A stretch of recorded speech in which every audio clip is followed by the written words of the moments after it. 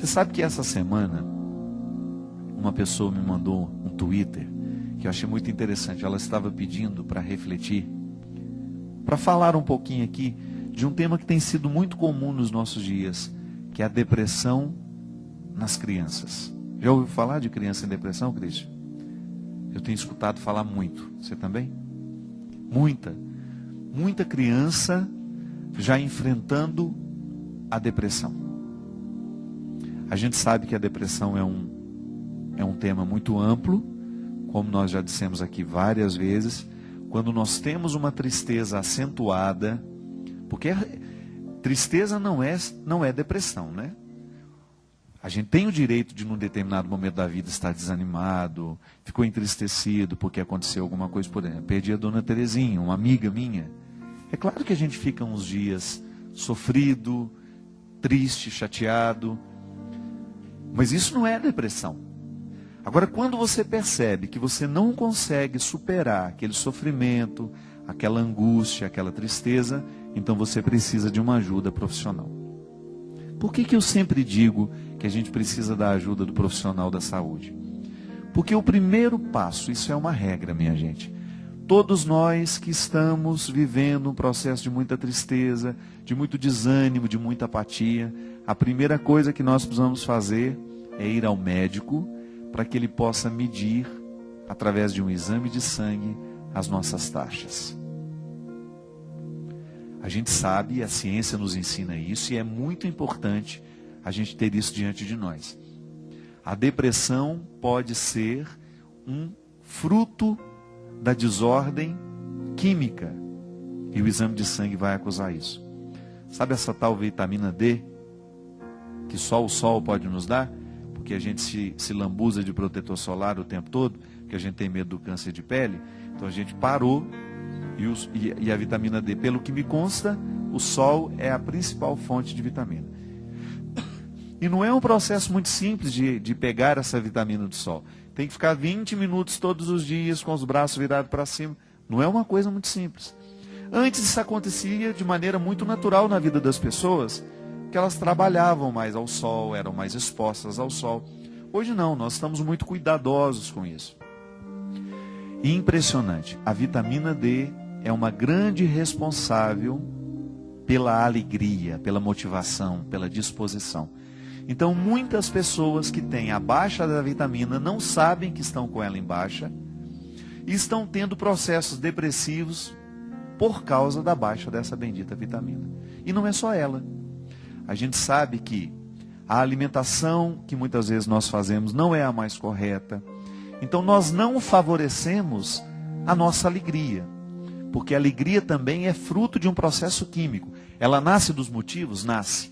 Mas às vezes você tem motivos para estar alegre, mas não está, é porque você está com uma desordem química, que precisa ser tratada do ponto de vista médico.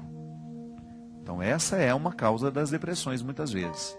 Nas crianças isso pode acontecer, porque nossas crianças estão muito mal alimentadas, e infelizmente estão vivendo hábitos muito nocivos. Ficam muito tempo diante do vídeo, do computador, ficam muito tempo diante da televisão, estão perdendo a socialização, estão ficando adultas antes da hora, porque participam demais dos problemas dos adultos. Os adultos nem sempre têm o cuidado de não falar diante das crianças dos problemas que elas ainda não sabem compreender.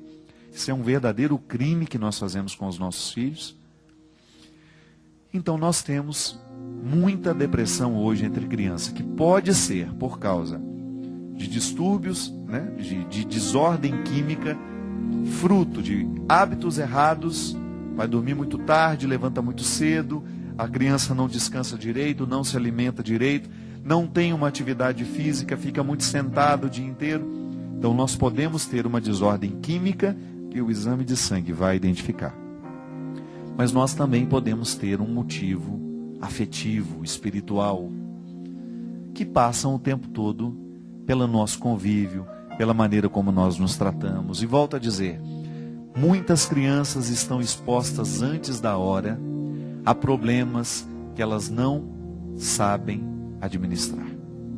Então, minha gente, essa história de que o meu filho participa de tudo, não pode ser assim não. A criança tem que ter maturidade para compreender determinados fatos. Muitos pais, por exemplo, que discutem os problemas conjugais na frente dos filhos. Essa falta de psicologia prejudica demais os nossos filhos. Não estão preparados para saberem que os nossos, que pai e mãe estão vivendo quase que uma separação, ou que houve uma traição. Então precisa ter muito cuidado. Lembre-se que o seu filho, à medida que ele vai crescendo, ele vai tendo maturidade para isso. Mas enquanto essa maturidade não vem, você precisa pôr um filtro para que aquilo que chega até ela não venha prejudicar a sua saúde espiritual e emocional. Tá? Cuidado. Ter uma criança é o tempo todo fazer a experiência do cuidado. Cuidado com aquilo que você fala perto dos filhos. Cuidado com aquilo que os filhos estão conhecendo muito precocemente. Cuidado com aquilo que está passando na televisão, com aquilo que eles estão ouvindo. Porque esse mundo muito adulto, cruel, está matando muito cedo a inocência das nossas crianças. E isso, qual é a consequência disso? Muitas vezes é a depressão, é a angústia, é a ansiedade, num tempo em que a vida só pede outras coisas que não são isso. Acho que o tempo da infância, quando bem vivido, ele é um registro que vai nos ajudar muito na construção do nosso caráter e nas alegrias do futuro. O Câmara que estava dizendo que ele enfrentou esse problema com o filho em casa. Começou também a dar problemas, dificuldades com a criança, e de repente precisaram levar ao médico, e aí descobriram que era uma depressão infantil, que precisou ser medicado. Durante 6 meses tomou o remédio, depois voltou à vida normal. E ele estava falando uma coisa muito certa. A depressão infantil, se não cuida, ela pode evoluir para a síndrome do pânico. A criança começa a ter medo de tudo. É engraçado, né, gente? Nós não ainda... Essa vida moderna que nós levamos, que nós assumimos, e cada dia nós assumimos um pouco mais dela, isso não tem como voltar atrás, não estamos aqui para reclamar. Nós só precisamos ficar atentos aos efeitos que essa vida muito corrida está provocando, está deixando em nós. Porque a gente não sabe. Nós tivemos uma mudança muito drástica no jeito de viver. Se você pegar como nós vivíamos há 15 anos atrás e como estamos vivendo hoje, uma mudança muito rápida.